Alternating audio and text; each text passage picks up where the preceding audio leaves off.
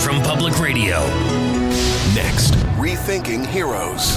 And on this Veterans Day, we're going to take a look at what happens and what it means to be a veteran in the United States, why people fight, and what they end up believing after they've fought. Plus, we're going to look at how the Bible is now being used in the Israeli-Palestinian conflict, neither Bible readers nor users. So who is being attracted?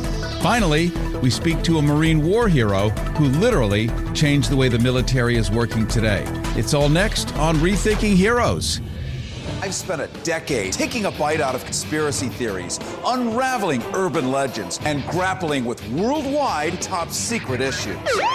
I've even racked up some of their awards. Wow, first of all, what a question. Journalism is about telling the truth, all while ferreting out the bottom line. I'm a Harrison Hellraiser. With me, Cary Harrison, as your guide. Rethinking Heroes, Life After the Military with Cary Harrison. Well, first I want to welcome you, Cary Harrison with you. This, of course, is the Veterans Day weekend, and we are almost, this is our anniversary. It was 1 year ago where we raised almost $500,000 in a single hour to wipe out medical debt, regular people's medical debt, all across the giant area of Los Angeles. And all in the name of our veterans, because it was important to demonstrate that they are still in the fight. The enemy, of course, being medical debt, the enemy being our systems, which are so horribly and miserably broken. But they took an oath to protect you, me, civilians.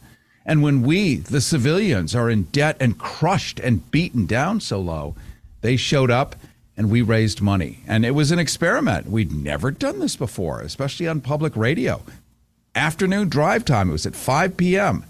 And you guys picked up the phones, you called in, and you wiped out regular people's medical debt all across our 14 million person strong area of Los Angeles, all the way up to Santa Barbara, down to San Diego, where we broadcast, out to Palm Springs, and this whole area of Southern California. So congratulations to all of you. Congratulations to the show from which it then there sprang into what it is now. Here you are, Morning Drive on Fridays, joining us right now. I want to jump right into an interesting bit of subject matter, this being Veterans Day, and we're going to actually sort of focus on that. What does that mean?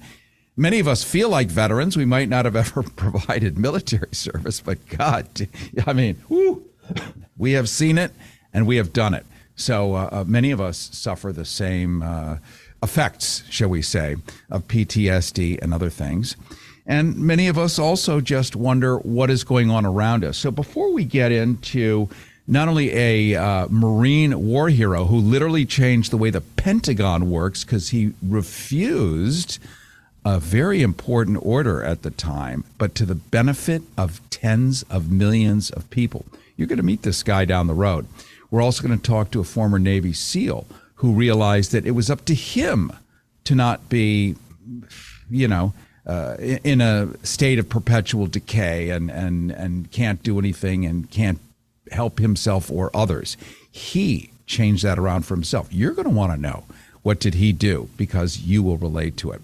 But right now, let's focus in a little bit about what's going on around in the world, because last week we had on Rethinking Heroes the surviving daughter of one of the founders of the CIA, Daniel Dennett, after whom a wing continues to be named. His daughter, Charlotte Dennett, through exhausting research and Freedom of Information Acts, and even suing the CIA itself after her father's mysterious death in Saudi Arabia while developing pipelines back in 1947. Well, Charlotte Dennett revealed to us the mass amount of untapped oil and natural gas off the Gaza Strip, the homeland of the Palestinians, also known as the Gaza Marine. And we discovered that the horrific battles between Israel and Palestine are for the black gold under the Palestinians' feet. She, through these Freedom of Information Acts, through these lawsuits, has extensive maps of oil pipelines that come from the CIA that are underground all across the Mediterranean and the Middle East. You would be shocked and appalled to know they even exist. Israel, of course, has at least 150 thermonuclear weapons, all U.S., right there. So that is our giant military base in the Middle East with a giant bunch of oil sitting there worth an estimated $1 billion. So Prime Minister Netanyahu is executing his scorched earth policy, upon which oil derricks can soon begin pumping, largely for, it turns out, U.S. companies. But the benefit is Europe, so that the Ukraine-Russia war, where Russia controls the oil that flows ultimately to Germany and through Western Europe, no longer, let's just say they're no longer at the whim and whimsy of Vladimir Putin. They would then be getting their oil from the Gaza Marine. As Henry Kissinger once said, whoever's got the oil controls the earth. Now, in a recent piece titled Netanyahu Abuses Bible to Impress U.S. Evangelicals, the Reverend Don Wagner critically examines Israeli Prime Minister Netanyahu's use of biblical reference, particularly invoking the ancient biblical demon Amalek. Who's ever heard of that? Seriously. The ancient biblical demon Amalek in the context of the conflict with Hamas, which also includes inadvertent populations of some 2 million Palestinian civilians. More and more people are sort of asking questions now, even though Anderson Cooper is very busy clutching his pearls and sort of avoiding the obvious right in front of him. But that's because Time Warner and other large legacy media corporations are there to do the bidding of the State Department. It is no secret. We've known this for years. It's just sort of right now, finally out in the open. Dr. Wagner sheds light on the intentional religious justification Israeli Prime Minister Benjamin Netanyahu is employing for what he sees as Israel's, this is what the U.S., this minister, is referring to as Israel's ethnic cleansing of Gaza's Palestinian population. Relocation, either way, the Nuremberg Code forbids that, actually. But then you'd have to hold somebody responsible and reliable. Palestinians aside, 100 members of the United Nations have now been killed from various countries around the world, giving those countries now skin in this game like they never had before. So Bible quotes generally to secular Europeans do not fly, but they do fly here in the land of e pluribus unum. Mr. Wagner's piece addresses the use of biblical themes, specifically annihilate Amalek. I love this. It feels like Ghostbusters here, except it's for real. And he uses those terms, or they've used those terms. I'm going to ask you to pause, or ask our producer, Gary Baca, to pause that audio for just a second until we get to the guest. Using those terms to garner support from certain religious factions within Israel, particularly among militant settlers. But what's more interesting is the global reach of Netanyahu's support base, including the growing influence of the international Christian movement, which offers political, economic, and media support, despite the simultaneous declining popularity for Mr. Netanyahu, both domestically and internationally. Highlighting the endorsement from 60 conservative evangelical leaders. Remember, one evangelical leader can be speaking to millions of people. And when you're a person of faith and your minister says, it looks like an orange, but it's actually an apple, it's an apple. Or what happens to you? Well, your afterlife sucks. Dr. Wagner, this is, of course, his expertise, discusses the role in supporting Israel's actions in Gaza, etc. So with me is the Reverend Don Wagner, a retired Presbyterian clergy member, esteemed professor, dedicated human rights activist. Dr. Wagner's distinguished career includes authoring insightful books such as the memoir Glory to God in the Lowest, Journeys to an Unholy Land, and the thought-provoking Anxious for Armageddon. And boy, are they. Reverend Don Wagner, I want to welcome you to Rethinking Heroes. Thank you. Great to be with you, and I love how you set things up. What, you're the second one to say that today. That said, we've teed you up properly. Let's talk about what you know, because this is your bailiwick. This is your wheelhouse, understanding religiosity and how it can be used to the benefit or to the detriment. Here it's being used as a weapon, by people who don't use that particular piece of religion, but they're using it because they need us. We over here, 350 million Americans paying $7 billion a year in our taxes flowing straight over to Israel. So it's very helpful to get us on board and not start asking too many questions. Would you mind elaborating on the biblical reference to Amalek that Israeli Prime Minister Netanyahu has cited in his press briefing?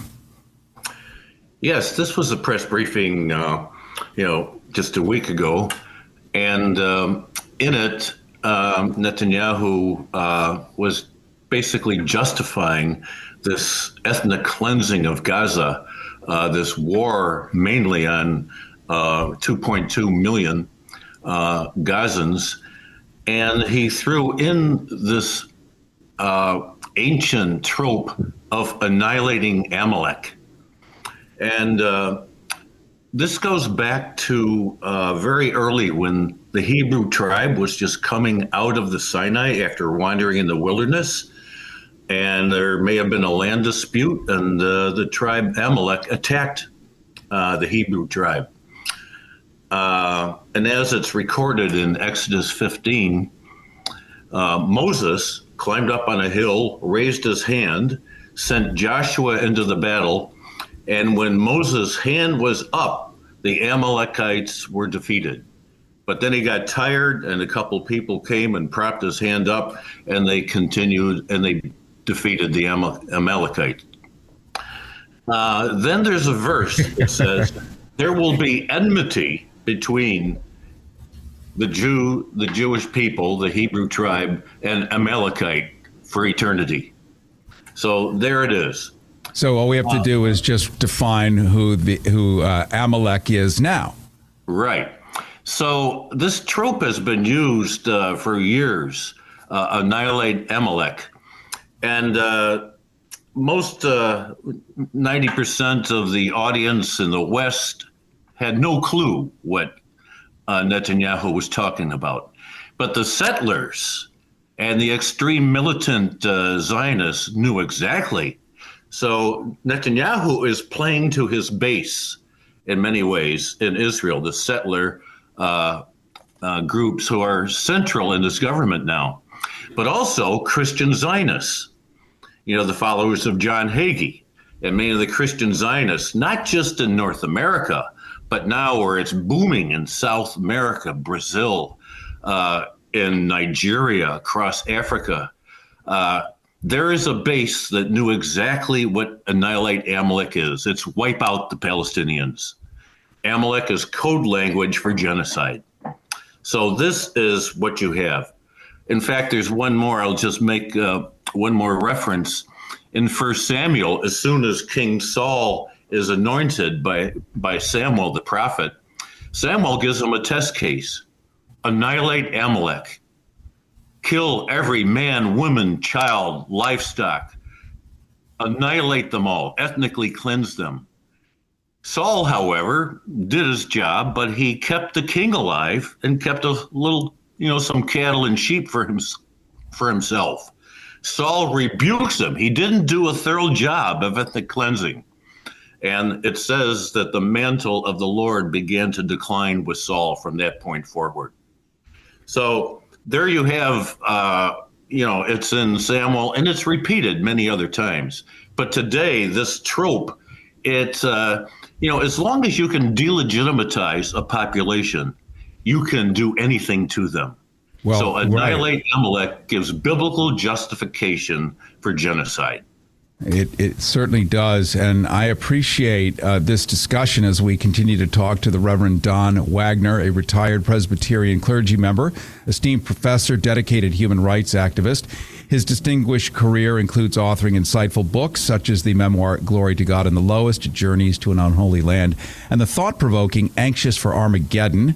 And we're talking about this interesting religious overlap as all of us are avoiding any discussion whatsoever anywhere in legacy media about the $1 billion of untapped oil and gas in the Gaza Marine, which is the spoils, the plot of the play of all of this. But they have to ramp up the religious side of it because it works for us, because we're watching Netflix and following the Kardashians, and just, boy, are we high functioning. And so we're easily took and moved. And I appreciate the religious history, too, being an Episcopalian, whatever that is, fresh flowers, needlepoint. We're hardly terribly radical. Now that King Charles III of England is the sovereign governor of the Church of England. I mean, it's a joke. So, I'm not like highly tethered to a lot of this stuff, but I have seen weaponized religion many times, many times. And people die. The Germans famously, 80 years ago, used the same language. They just used different terms. They even invented a word, Aryan. Never existed before. Invented it whole cloth out of something. If you weren't one of those, you were an animal and needed to be slaughtered, as would a goat. So it's the same kind of language, the same kind of outcome, and it doesn't matter which which chairs on the deck of the Titanic you're sitting in. They all get moved around, and it looks like a brand new thing, but it's been going on for thousands of years. So how does Netanyahu's use of annihilate Amalek justify Israel's actions in Gaza, according to your article? Well, in several ways. There are reports that many of the fundamentalist rabbis were preaching to the troops before they went into Gaza, and they used the Amalek texts, annihilate. So again, you're given a so-called biblical reference to go and commit genocide. Many will find this inspiring. Now, for me, these texts are not historical. These are probably legends that grew and were passed down. Biblical scholars say, this is not anchored in history, but it's like a legend, a trope that grew. Well, it's like a Marvel. It's a movie. It's like Marvel. You hold up your hand and people just fall down, and it looks great in theaters. And people know that we've all seen these movies for decades now. They know exactly which cape to put on and what hat, and boom, we believe it. But, the key is that you are delegitimizing, you're dehumanizing an entire people. And again, when you can do that and sell it successfully, then you can annihilate them. So a report came out just the end of October from a think tank called Military Intelligence. And this is nothing new, but what this think tank has recommended, and it's very close to Netanyahu in the government, and some now believe it's a semi-governmental position, is that they are recommending that in this fog of war, Israel now has the opportunity not only to push the Gazans from the north to the south, but then empty them out, push them over the border into the Sinai. And they'll get the rich Arab countries and the U.S. and others to put them first in tents and then build structures for them. And then they can allow the PA to come in, which is a collaborative side of the Palestinians, and Israel can take not only the gas reserves, but they will be empty of the Palestinians and finished with them. Then the next project will be to empty the West Bank and Jerusalem of the Palestinians, push them into Jordan, Syria, etc. So when Netanyahu held the map up in the United Nations a month ago, it was that Israel had total control of the entirety from the river to the sea. They don't like that language, but they now have that. And they have an apartheid regime controlling all of the West Bank, East Jerusalem, and inside Israel. So this is the dream of many of these militants. So now the problem is, how do we stop this? And is this what the Biden administration is going to go along with? We haven't seen much backbone from Mr. Biden or Blinken, and they seem to be giving Israel everything they want, but now there's sufficient pushback. 120 nations want a ceasefire. But why does Biden just allow for maybe a pause of 3 or 4 hours and then Israel can go on bombing? Well, let me just re-quote. I'm going to re-quote Henry Kissinger. Whoever controls the oil controls the world. And it's U.S. oil companies. It's the same derricks that are pumping in Iraq when Saddam Hussein allegedly was in a rowboat, crossed the Atlantic, and blew up the World Trade Center, which is what people actually now remember. And all of this other ridiculous stuff. And it's all just oil, oil, oil, especially during a time when we're being ruthlessly clobbered by nature. You know, wildfires in moist and juicy cold Canada, hurricanes category 5 taking off the tip of Florida, and this is just on a good Tuesday. So I mean, it's so insane in every possible way, and you as an analyst through the lens of religion and also the lens as a peace activist, which is actually what I think most people imagine a religious leader should be, right? Let's all make nice with each other. What a good idea. Let's take a look at the supporters of the Southern Baptist Convention, which I think is like 130 million people or some crazy huge number.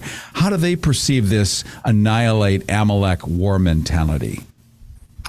Well, I don't want to disparage all, but it would be the dominant narrative with most of the most conservative Southern Baptists who take this end-time theology, premillennial dispensationalism, as kind of their way of reading the Bible.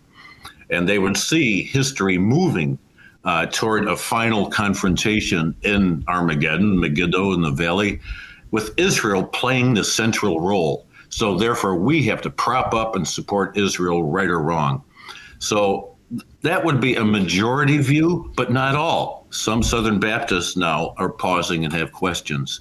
But people like the Reverend John Hagee, with a group called Christians United for Israel, they buy this lock, stock, and barrel, and this is exported by the internet across Central and South America, and it's growing, even in Southeast Asia. So this is where it gets very, very dangerous.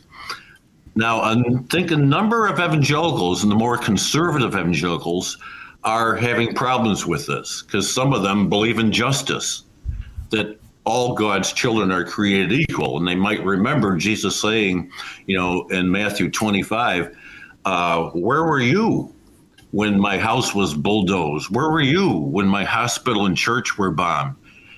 Even there, I am in the midst of you. And did you give me water when Israel was forbidding us to have water and starving our children? So the text of justice, I think, override this kind of end-time theology, which is a false theology in my way of thinking, even though I grew up in it. So I think we have to get to the justice. And your Episcopal Bishop, Michael Cary, made a brilliant statement last week, just refocusing justice, and there has to be a ceasefire, and Christians damn well better get behind it. All right. Well, I appreciate your coming on. Another discussion for another time. We're going to find out what is the payoff of everyone dying on Earth with Armageddon. I know it's sexy. I don't get it. But we'll bring you back on. We'll go into that because that is, that is the glory at the end, I think, for some. This has been Reverend Don Wagner. We've been talking to retired Presbyterian clergy member, esteemed professor, and dedicated human rights activist. Dr. Wagner's distinguished career includes authoring insightful books such as the memoir Glory to God in the Lowest, Journeys to an Unholy Land, and the thought-provoking Anxious for Armageddon. Reverend Don Wagner, thank you so much for joining us today on Rethinking Heroes. Coming up, we're going to be talking thank you so much. We're going to be talking to a hero here on this Veterans Day weekend who found a way to really be super useful after already having been useful in the military, but sort of rebooting himself into a brand new mission. You're going to want to hear this. Rethinking Heroes, Life After the Military. Cary Harrison with a quick life hack. Just remember this. Call the tax doctor and let their team of experts work it out with the IRS so you can keep your money. They know the IRS laws and will fight to save your money. If you owe the IRS a ton of cash and you want to keep it, call right now and learn for free how they can help put it back in your pocket. 800-281-7048.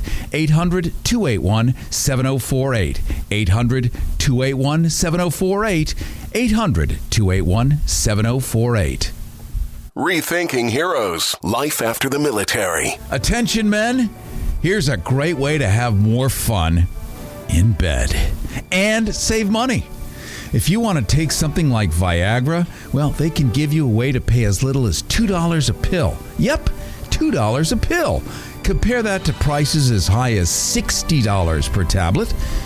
These pills work for us to improve our performance and confidence, and you're going to love them.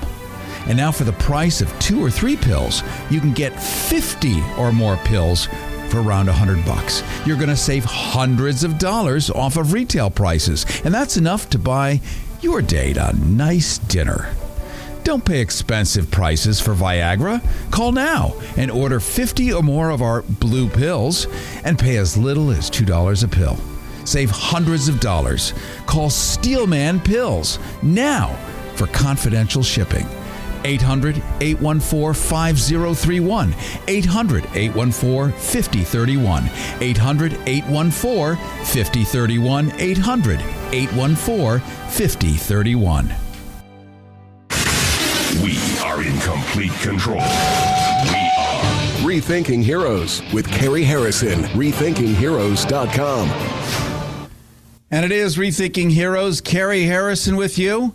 By the way, don't try to make coffee in your coffee machine and forget to put the coffee in there. It creates a brown tea that is undelicious. Just a little life hack for you. This being Veterans Day weekend, perfect time to give a nod to the nationally recognized veteran service organization called the Honor Foundation. The Honor Foundation is a career transition program for U.S. Special Operations Forces that effectively translates their elite military service to the private sector, helping them create the next generation of corporate and community leaders. Isn't that what we all want? It achieves this through a 3-month program which provides tailored executive education, one-on-one coaching, access to a nationwide professional network, and this program was built by the desire to serve others with an honor for life. So their next mission is always clear and continues to impact the world. And if you're given refined skills and you're out in the world of combat and you come back, that's kind of what your training is. So you need to have that training redirected so that you can do awesome things in the world. The Honor Foundation now has 2,200 graduates. They have campuses in San Diego and Virginia Beach and Camp Lejeune, Fort Liberty, Eglin, Tampa, Florida, Tennessee, virtual programs, and the Navy SEAL Foundation is a founding partner of the Honor Foundation. With me right now is Bob Newman, Director of Programs for the Honor Foundation, and after spending his entire adult life in the SEAL teams, Mr. Newman sought new opportunities to make a meaningful impact, so he redefined himself. Love it. Rethought himself. Reflecting on his path, he advises his younger self to choose his own path, emphasizing the importance of individual agency. Yep, you own you. Love that. His personal why centers on fueling people's inner spark to inspire actions toward their dreams. Bob Newman, I want to welcome you to Rethinking Heroes. Cary, thank you so much for having me today. It's a great honor to be here with you guys. Enjoyed the show before, so I'm looking forward to getting into it with you and talking about the Honor Foundation, a deep passion to help our veterans out there. The Honor Foundation has worked for almost a decade. You've been helping members of the U.S. Special Operations Forces. These are the big grown-ups that we see in all the coolest TV shows and movies. And you help them transition from military to civilian life virtually, often transforming the process for them through your proven curriculum and methodology. First, what are Special Operations Forces? There's going to be 9-year-olds and 89-year-olds who forgot. Tell us what that is today. Yeah, absolutely. So what comes to top of mind to most of the audience out there will be your Navy SEALs, Green Berets, and it's all the special operations components that work under the DoD spectrum. So we have Marine Raiders, Air Force Pararescuemen, CCT, which are combat controllers that call in the aircraft. So it's those special operators that go through a selection program, and they're at the tip of the spear, paying attention to the wars that we did with in Iraq and Afghanistan. It's not a secret that the Special Operations Commands were at the tip of the spear on all of those operations and sort of making the biggest impacts within that battle space over the last 23 years. And we're looking, Bob Newman, at these major gaps in the current transition services that are provided by the Department of Defense, all lowercase, apparently. And we all know about this. We've had many congressmen here on Rethinking Heroes. We've had senators, all kinds of people say, gee, I wish the government really did more, but in fact, they don't. And so here you guys are filling in this gap and really rebooting high-functioning people into becoming high-functioning citizens. And that's a benefit to the society, isn't it?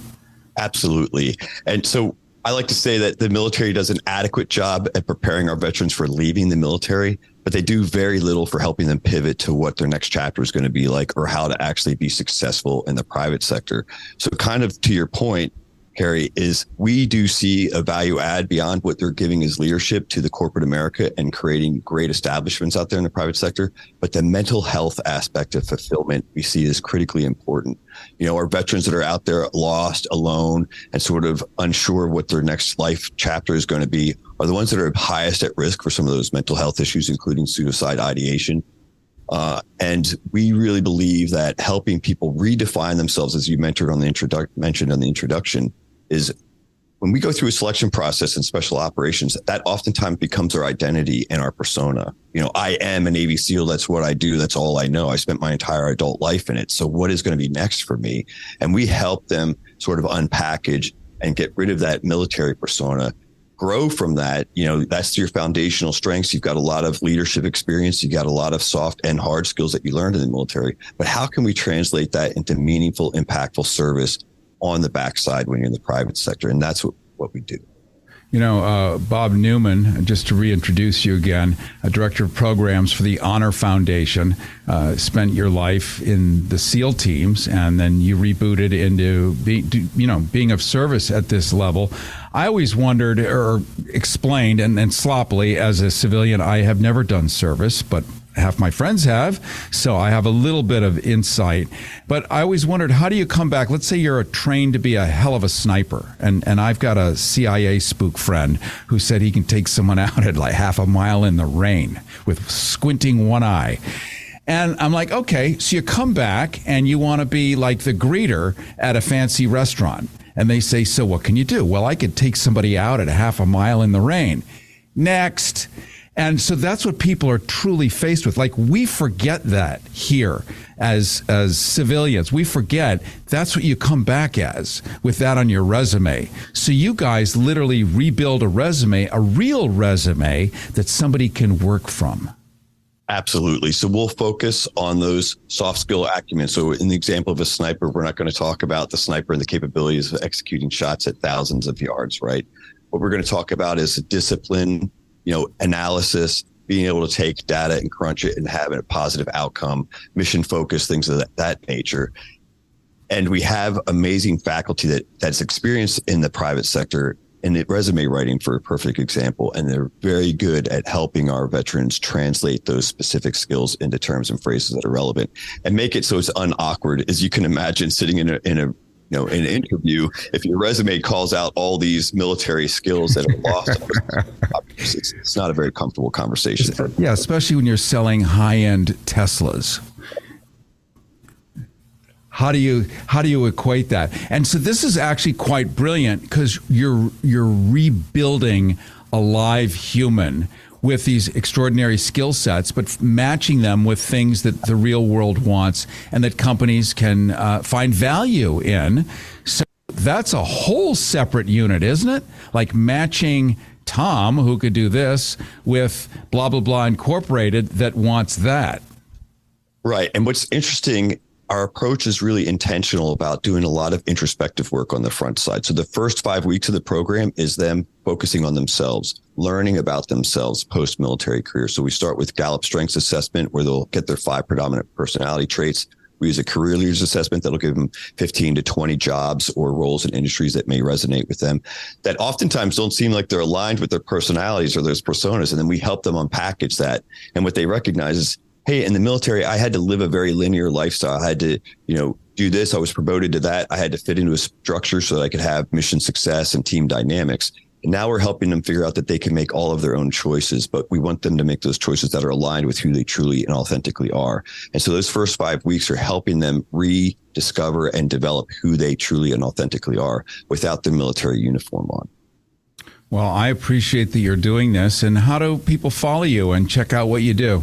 So the website's very easy. It's honor.org. We've been a nonprofit established since 2014. So like you said, we're just about 10 years old, and we have 10 campuses now. And our goal by the end of 2024 is to have 10 physical campuses, because that's 10 campuses, including the 2 virtual campuses that we run succinctly.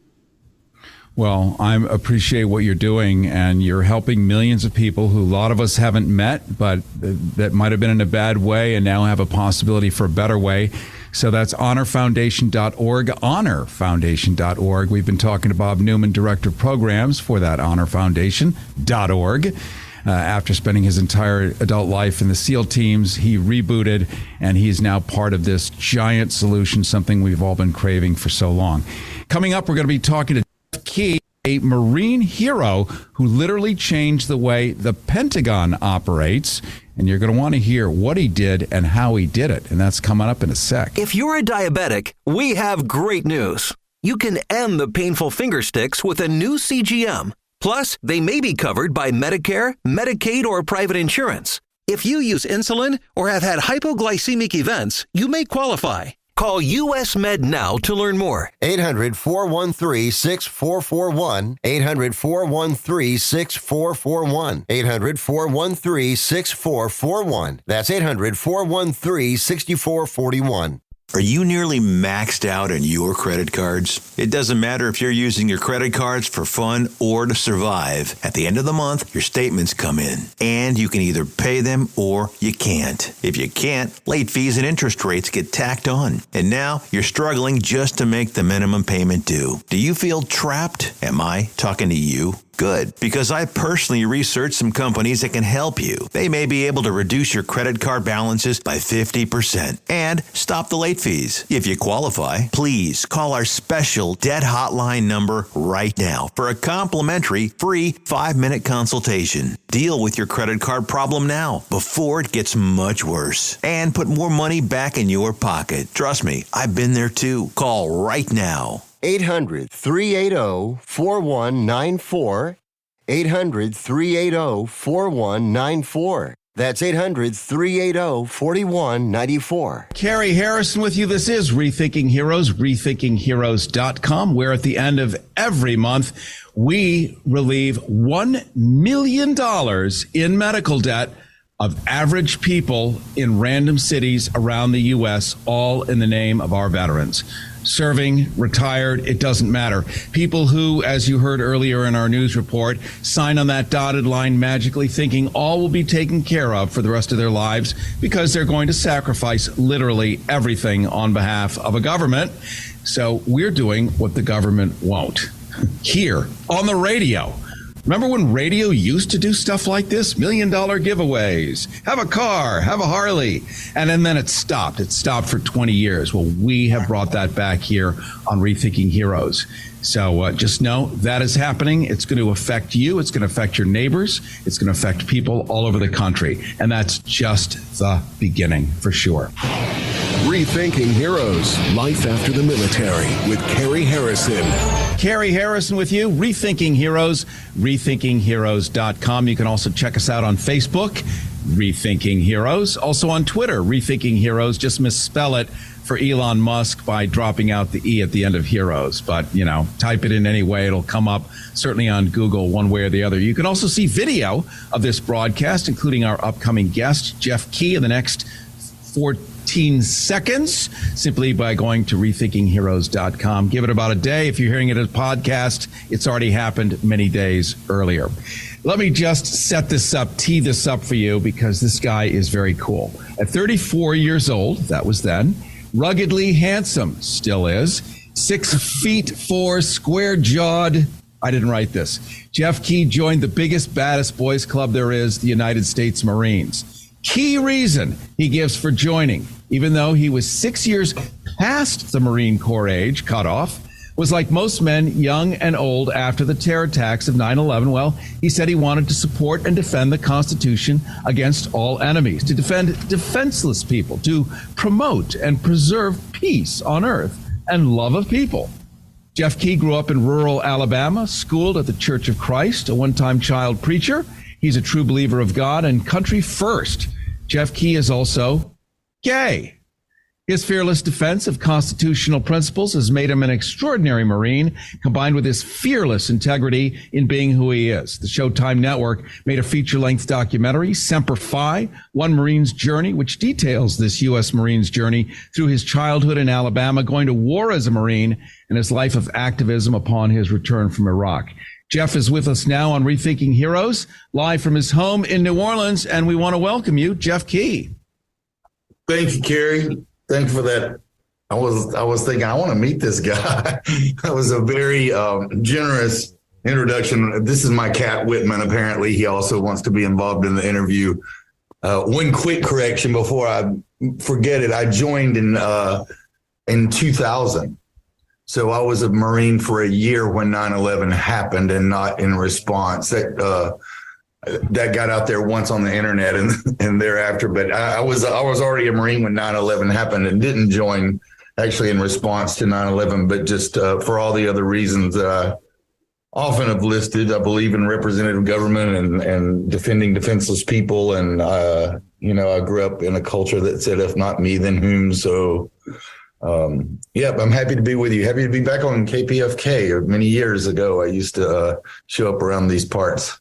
Well, we thought we would bring you back on so that you could simply feel good. That's all. It's just I do. The square jaw is still under there. It's just covered. I knew we were going to video. I did something with my hair, but you can see it is now gone. Now, let me just say, the last time I saw you was some years ago, without making us look like geezers here. And you had a full head of hair and you were beardless. Now you have a Walt Whitman beard. I'm guessing that's where the cat comes from somewhat. And we have ripened as wine becomes better with age. So then do the skill sets and the ambitions. Let's talk about Showtime, which is a ubiquitous network owned by Viacom. We know it as Paramount Plus. We know it as everything CBS. They took your story. You had done something early on as a Marine during the Iraq War that was so out of the box, so different, let's just say first time ever, that got the attention of even Donald Rumsfeld. Or we shouldn't say even. It was meant to get his attention, and it really changed the landscape for many. Can you review that for us a little bit? Sure. After an enormous crisis of conscience around what I had, I took that oath very seriously when I raised my right hand on the anniversary of D-Day in 2000. I said that I would support and defend this Constitution with my life, and I understood that meant protecting the lives of my fellow service members. And I didn't think that if we're to believe the Marine Corps hymn, we're to guard the streets of heaven. So I didn't know what to do, but so I prayed for an answer. I heard tell your story, and it began with it was on the day they had hung the Blackwater contractors from the bridge in Fallujah. So they brought me on CNN under the premise that I was going to speak about how that would affect troop morale. But I chose that opportunity to tell 5 million people what we were told not to tell one person. I came out of the closet as a gay man on CNN in this interview while Don't Ask, Don't Tell was in place, and I was still in the Marine Corps.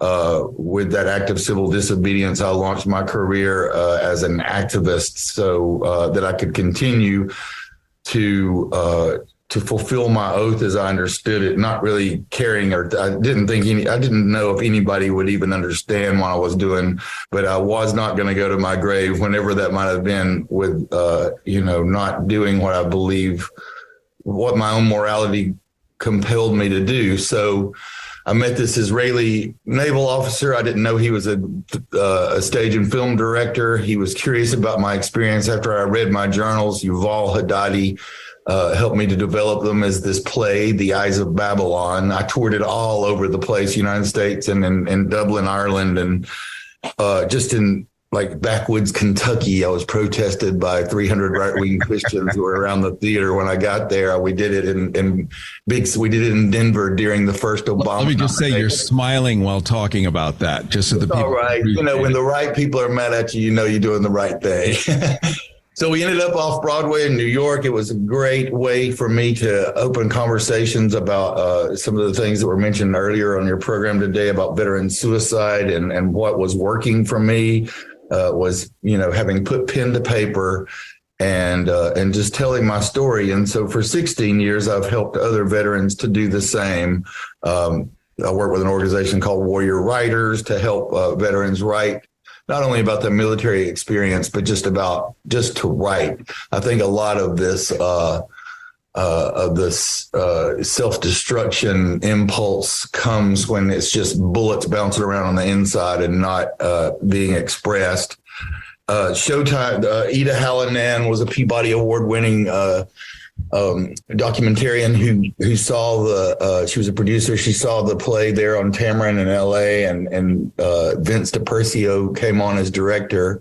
And she said, "Will you walk into Showtime and help me pitch this?" I'm like, "I don't know how to pitch anything. I'm and she goes, no, just walk in there, start talking. We'll see how it goes." And they wrote us a check. They wrote him a check, and they made this documentary, which I'm forever grateful for.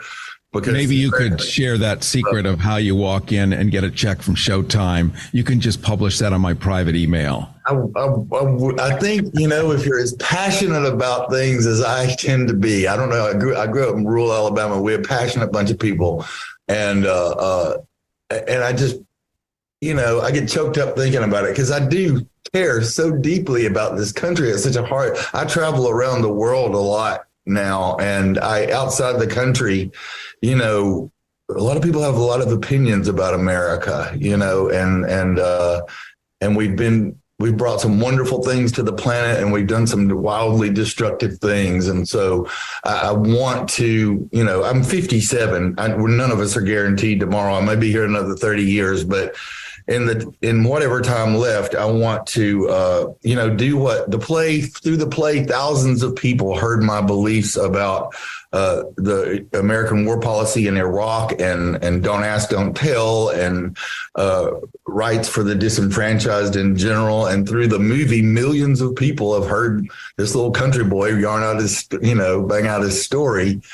And so I just directed a short film called Rich. It's Now is the Winter of Our Discontent monologue is told through the lens of a homeless veteran. It involves mass shooting and suicide, and I'm super proud of it. We're in the editing process now. I'm of mind to do, as other guests have mentioned, and I do think this is the way out I struggle a lot. I'm trying to save my house right now, in the middle of all this, try not to be one more homeless veteran.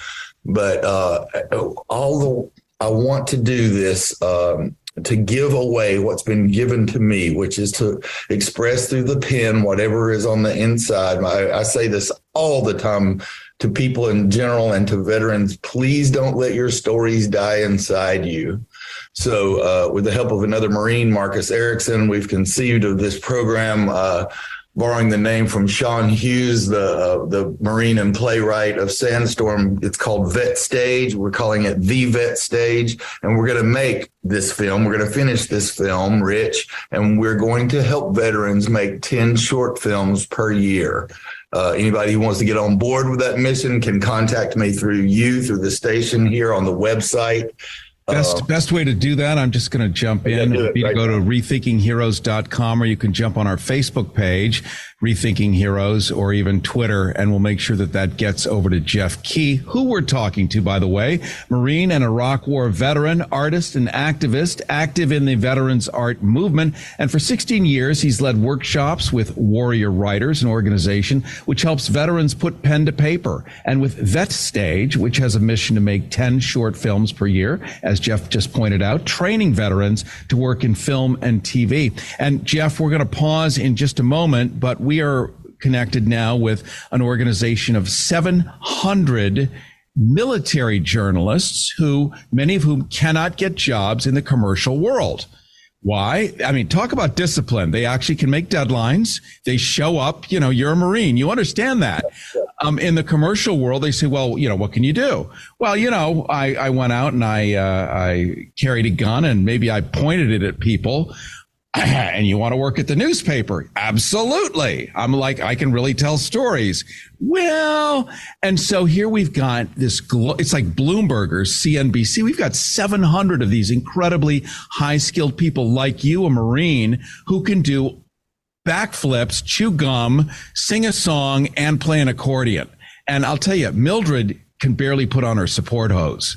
So this is a big deal. And if we can find avenues and funnels to give you guys a way to express your incredible talents and your discipline, we, the United States, can only win. So we're going to pause in that moment. We're going to continue with Jeff Key, who is writer, performer of the award-winning off-Broadway play, The Eyes of Babylon, based on his Iraq war journals. And we're going to get into what those war journals said that got such big global attention. He's also the subject of Showtime's documentary, Semper Fi, One Marine's Journey. He lives in New Orleans with his cats, Walt Whitman and Ruth Bader Ginsburg.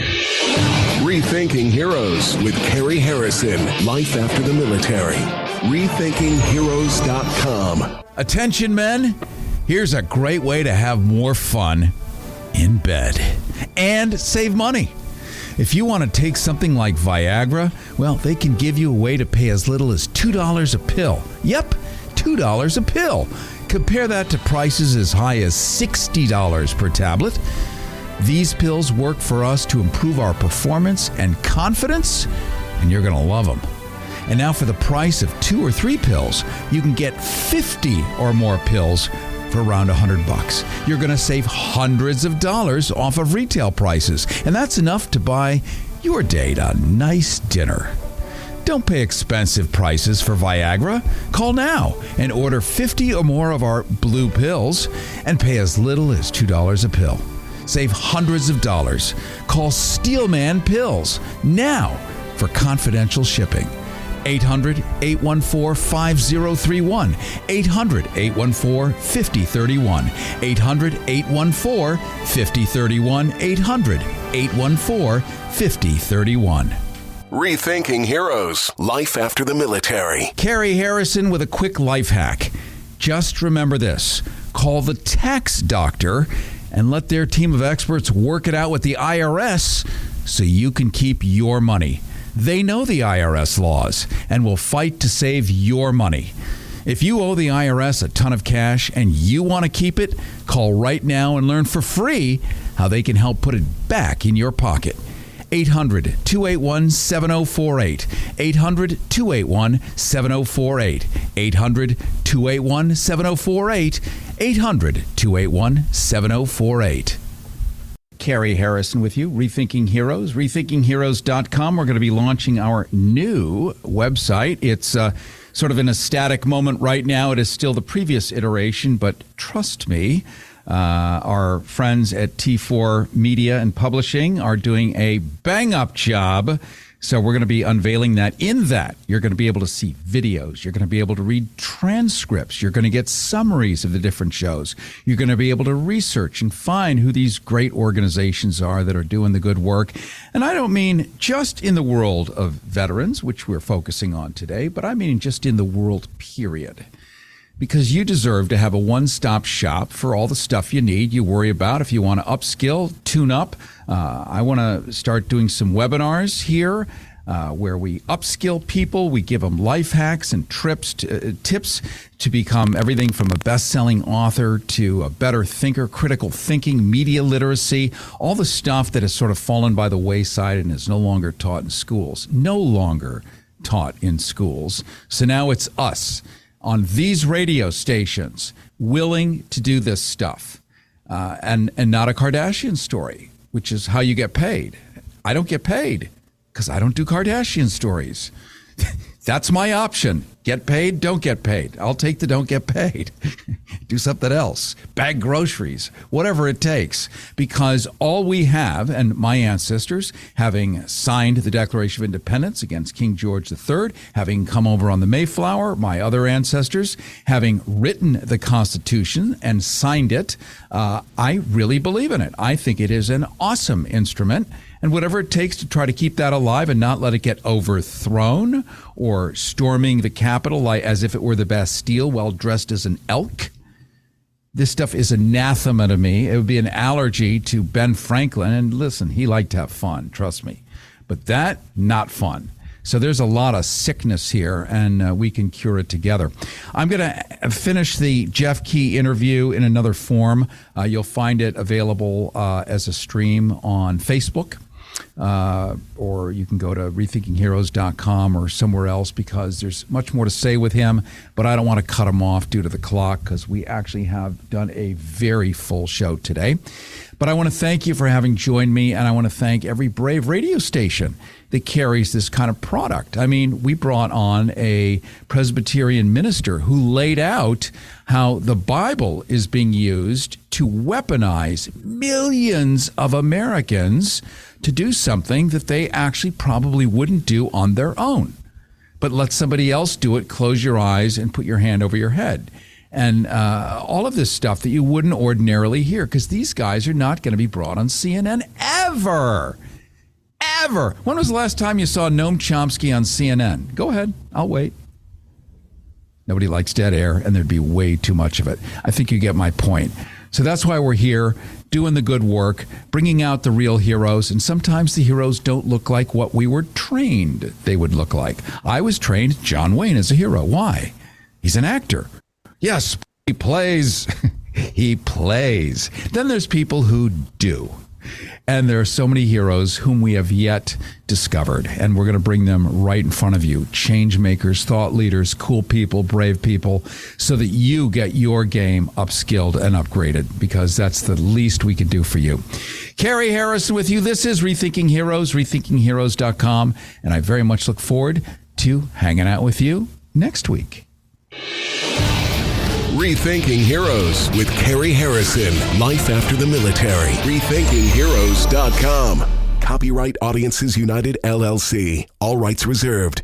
Are you paying too much for term life insurance? There's a tremendous price war among the major term life companies. Rates have dropped dramatically in the past few years. For example, a man age 45 non-tobacco user, $1 million of coverage is only $75 per month, level for the next 10 years. Or a man age 50 non-tobacco user can buy $500,000 of coverage for a monthly premium of only $110, guaranteed not to change for the next 20 years. That's right, level rates for 20 years. And if you're a smoker, we have great rates for you as well. At the Term Lifeline, we specialize in policies of $500,000 and above. So if you're looking for new or replacement term life insurance, call right now for a free quote. Rates and availability may vary by state. Sample rate quotes are based on preferred non-tobacco underwriting exam required to qualify. 855-525-7448. 855-525-7448. 855-525-7448. That's 855-525-7448. How would you like to get high-speed internet for your home for less than $2 a day? That's right. For about $50 a month, you'll get lightning fast internet. Are you paying less than $50 a month right now for your internet? Then call Whole Home Connect right now for blazing fast internet at $50 a month with no price increases, no hidden fees, no contracts, no upfront costs, no equipment fees. It's a great deal. And guess what? You can try it for 15 days. If you don't like it, you get your money back. But you're going to love it, and you're going to love the price. Internet for your home for $50 a month. That's less than $2 a day. Plus, no contracts, no upfront costs, no equipment fees, and our 15-day guarantee. Call now. 800-846-2124. 800-846-2124. 800-846-2124. That's 800-846-2124.